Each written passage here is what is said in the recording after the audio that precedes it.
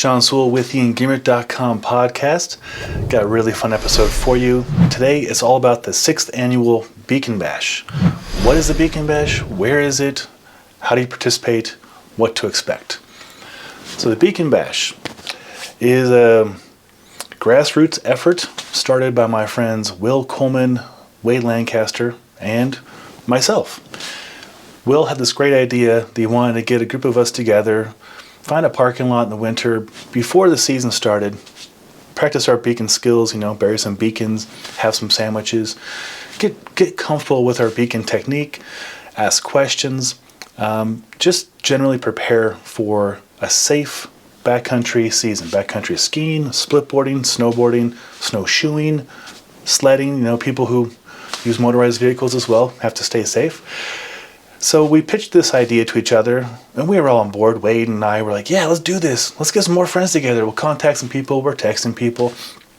And then I was like, Wade, Will, why don't you just put it in our Colorado Backcountry Ski and Snowboard group, which is a group that I help moderate on Facebook. And at the time, I think we had 1,000 or 2,000 members in the group. And the response was fantastic. People were like, yeah, we're in. We'd love to go. Where's it going to be? What time? So originally we decided we're going to do it on Berthoud Pass. Just a nice place to meet.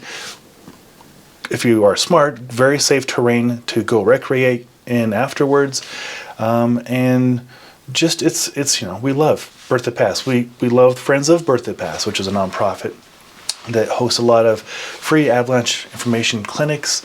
And so as I was getting closer, we're like, maybe we can have a raffle. Like maybe we can give away some stuff and then give that money to Friends of CAIC. That's Colorado Avalanche Information Center, and Friends of Berthoud Pass, because those are organizations we feel strongly about.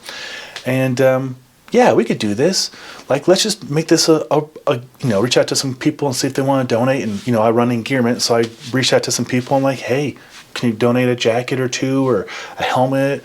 Weston got behind it right away. Weston's been the biggest supporter out of pretty much everybody.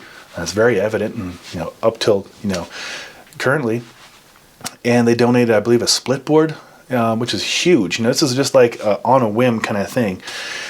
And so as I was getting closer and closer, I forget who or how it went down, but somebody said, do you have a permit to meet at Berthoud Pass? Because it looks like you have over 70 people or whatever the threshold is.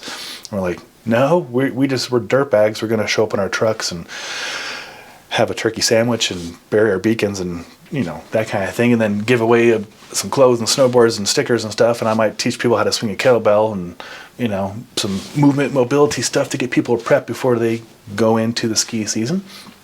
And so like, yeah, you can't do that. That's not, I won't say illegal, but it's just not properly licensed. And okay, cool, try to do it by the book.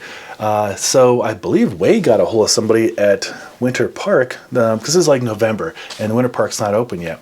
And we just asked very nicely, can we use one of the faraway parking lots, something over on the Mary Jane side? We don't need anything. We just need an area to let people come to, and we'll bury some beacons and such. And they were like, heck yeah, we like what you're doing. That's a great idea.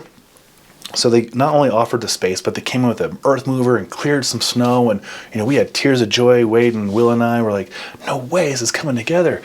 And then Friends of Berthoud Pass shows up. And then there's a beacon park all of a sudden. And then I look over and there's Grand County Search and Rescue showed up. Like, everybody just shows up. And Wade was making some hot dogs and burgers, and we're what is going on around us? And I'm like, I have kettlebells in my truck, and I could teach people some of the mountain fitness school.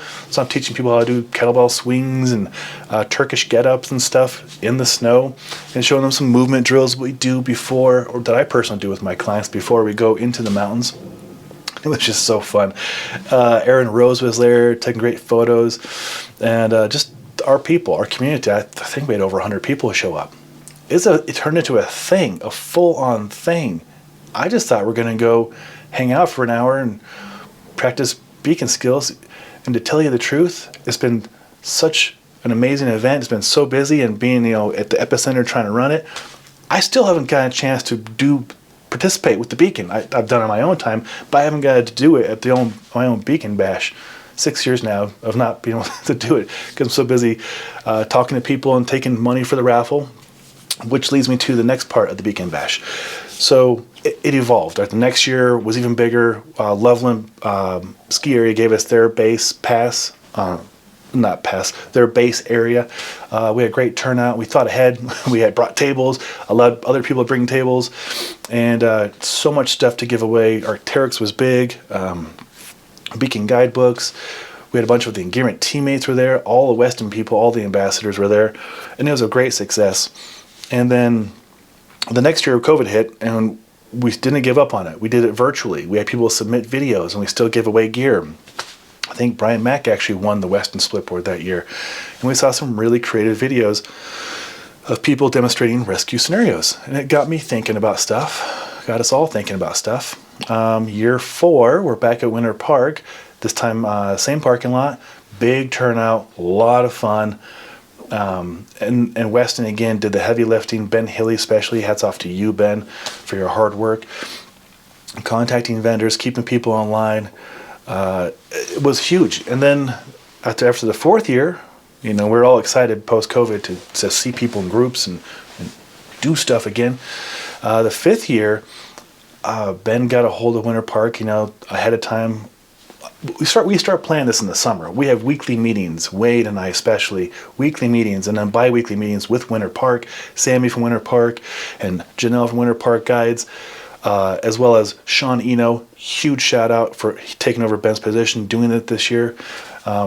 Meeting often since the middle of summer, and we're a week away from it. So we put a lot of work into it. And going legit, the city of Winter Park had a meeting to officially welcome Beacon Bash as part of a Winter Park experience. They pulled all the permits for us. We're just dirtbags. We're just hippies. We like snow. I don't know what a COI is. I do now, Certificate of Insurance. All these little things. We just like snow, and I like to splitboard on the snow. And if I can give a high five to somebody along the way, my life is good. But there's a lot of variables, a lot of legalities that go into just making an event. Having food, having a beer at an event. It's amazingly complicated. Doesn't seem like it should be, right? But it is. So, anywho, a lot of people worked really hard behind the scenes to pass and make sure everything's kosher, legit, ethical, safe, insured, proper, by the books. And it is. And as of this year, as of about a month ago, the Beacon Bash is actually a 501c3 nonprofit. That's right. Wade and I filed the paperwork. We checked the Secretary of State. We have a board of members, Brian Mack, Rhema from Woman Who Splitboard, Will Coleman, of course, the OG who started it all. Yeah, this is a whole thing. That is the Beacon Bash. Now, history aside, formalities aside, all the paperwork aside, what the heck is the Beacon Bash? What to expect this year? Year number 6 at the base of Winter Park. So, last year we had it at the base, and we were kind of mixed about it because we're like, we'd love to just have it in the parking lot so people can drive up. We can make some burgers over a solo stove and make a pizza truck show up and all that stuff. But no, we were going legal, and we got at the base, and it was great because there was a bunch of people to turn out, people who were backcountry curious as they're walking by to go to the gondola. So that was a really big plus for us. So we're doing it again at the base, and we're actually doing it in the middle of a big event that they're deciding to call the Venture Out Fest at Winter Park to showcase free activities you can do at Winter Park. There's going to be a band and a DJ over on the far side of the setup. We'll have the main side next to the gondola. We will have beacon parks on either side, run by BCA on one side and Ortovox on the other. And then I will have a stash of Mammoth beacons if anybody's looking for some. And then, of course, if you have your own beacon, you can bring it. And what the beacon parks will allow us to do is for you to practice your beacon skills in a really professional environment. We'll have guides running the stations. If you don't know what a beacon is, even better, you're beacon curious, come check it out. We'll have different brands of beacons there. Like I said, BCA will be there, Ortovox will be there. I'll have a Mammut. I personally use Mammut. And basically what they are, they're little radios, and they communicate or they receive. Usually you have them on communicate as you're out touring, but if somebody goes missing and you need to find them, then we go to receive, and we try and gather their signal and locate them. And then there's 2 more things, a probe and a shovel. And the probe is the collapsible staff that is 200 to 360 centimeters long, very long, like several feet long. Probe, where you probe into the snow, hopefully make contact with whatever it is you're looking for, and then a shovel to dig out the snow. So my good friend Justin Ibarra and his Colorado Adventure guides will be doing demonstrations on what that proper techniques look like, as well as what do they carry in their kit, in their backpack. Winter Park Dog Patrol will be there as well to give demonstrations on how the dogs help in the Winter Park Resort to find and locate people. Grand County Search and Rescue will be there as well. I will lead off at 9 a.m. Coffee mobility drill, as I've done every year for the last 6 years, where I just basically show you free mobility drills that you can do anywhere. I have all my clients doing it before they go skiing. I do them before I train with the kettlebells. It's just real basic stuff. Takes about 5 minutes, and it gets everybody warmed up. Literally, we'll have bivouac coffee there as well, and we get things warmed up starting at 9 a.m. and then you can join one of 3 free uphill access groups, led by one by Rhema from Women Who Splitboard, one from some colleagues from Pomoka and Dynafit, and then one from Colorado Adventure Guys, and each one will have a Weston ambassador or Weston rep with them, as Weston is the main sponsor for this. Weston will have splitboards, I think even skis, to demo as well. Scarpa, I believe, will have some boots to demo as well. We're going to have 25 different tents set up with different people who have contributed to the Beacon Bash, whether it is a donation. Oh my God, don't even get me started on the raffle prizes. This is nuts this year. But each of those tents is invested in the Beacon Bash. They want the Beacon Bash to be successful. We're actually at a few different Beacon Bashes in different states. So we're trying to replicate this system and we did take it to Washington last month and some other places later this year. But back to this Winter Park Beacon Bash. It is a free event. It is a kid-friendly event. I'm not going to say it's dog-friendly. It's not dog-unfriendly, but I don't know Winter Park's official rules. Back when we were doing the dirtbag version, there's a lot of dogs, and I love dogs, but I don't know how the rules work on the resort, so you can look into it on your own. But it is kid-friendly. There will be food provided by Winter Park, pay for food at the base there. There'll be bathrooms and such. And then you'll get to meet us. Wade will be there with his wife and daughters. And they're sweethearts. Aaron and Rose will be there. Will and Kai Rickards, my Engearment teammates. You'll meet a lot of Engearment people. You'll obviously me, leader of Engearment, but you'll meet a lot of other Engearment folks who have helped make this Beacon Bash happen every year since. And the Weston crew will have the Weston Tiny House there. You can meet Sean Eno, who runs operations now, and all their crew. Other companies that will be there, Arbor, I love Arbor, right? They make the Patagonia of splitboards and snowboards. They're donating boards, several boards to the raffle. Weston's donating a splitboard to the raffle. Venture, hand-built splitboards out of Silverton, Colorado, will be donating a board to the raffle. Usually we have one board. I think this year we're going to have 5 or 6 boards to raffle off. So big prizes. Arc'teryx is donating clothing, so nice Rush shell, which is a very expensive shell. And then a bunch of other clothing stuff. Oh, there's some ski rack from Yakima. They're Fat Cat Evo 6. Gregory Backpacks will have a backcountry backpack filled with backcountry food from Backpacker's Pantry. We will have Thermarest is donating a really nice winter sleeping bag, because if you're a backcountry recreationist, there's a good chance you probably sleep on the back of your truck or your Subaru, and you need a good sleeping bag. So I pitched them on that. So they're bringing that. The list is long of vendors who are providing stuff for the raffle. But last year we raised about $10,000. This year I think probably double or triple that. So again, it's a 501c3 Beacon Bash, and so you'll see me with an iPad and a Square Reader selling you hopefully some tickets. I believe they're $5 a ticket, or you can get an arm's length for $100. I suggest you get an arm's length or 2, and you can also find a tall person and use their wingspan. Or if you buy from me, I'll let you use my wingspan. I'm 6'1", so it might be to your advantage. But you'll see me with my friend's daughters trying to herd cats basically and receive the funds, and then we will do the big raffle in the afternoon, probably around 2 o'clock or so. And yes, at the moment, you do need to be present to win. It would be too chaotic to try and track people down to give them their gifts should they win. But yeah, basically 9 to 3. Free event, base of Winter Park. You can't miss it. We'll have 25 tents set up. You'll see the Weston rig, the tiny house. You'll see our Beacon Bash blue tent. Yeah, we have our own tent. It's a beautiful, beautiful big blue tent. It says Beacon Bash. There'll be QR codes on it so you can scan it and you can donate right then and there.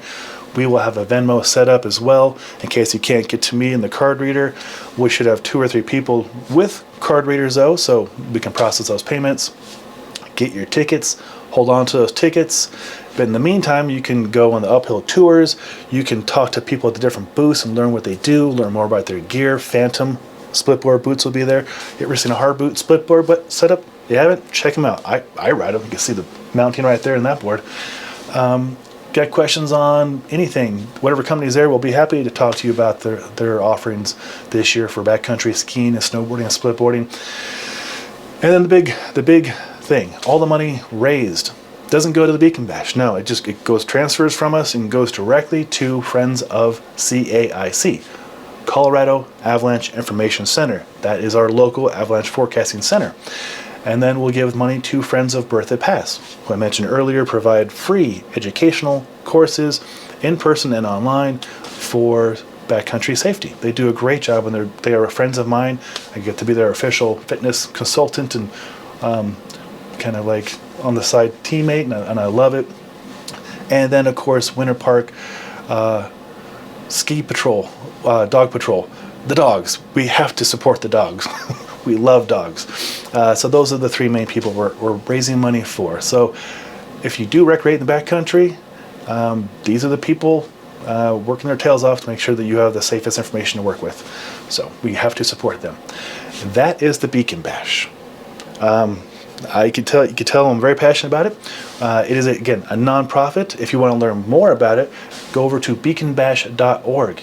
Yeah, we got a .org website. And on there, the very first picture you'll see is our good friend Justin Ibarra from Colorado Adventure Guides giving a speech at, I think, the second Beacon Bash, and you can see the parking lot there. Then if you scroll down, you can see my friend Charlie and Aaron Rose's daughter doing the Beacon in the Beacon Park.